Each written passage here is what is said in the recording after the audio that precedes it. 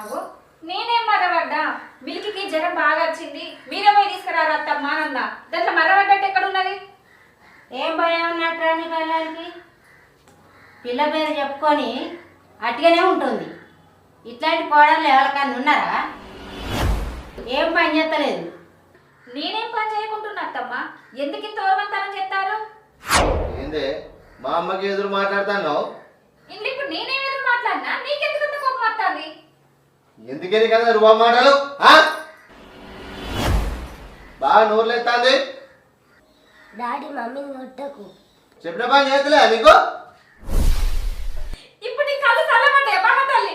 నీ కొడుకు ఏదో ఒకటి ఎప్పుడు నన్ను కొట్టించడు, ఇప్పుడు తృప్తి ఉన్నదా? మళ్ళా మా అబ్బజోలికి ఎందుకు పోతాను?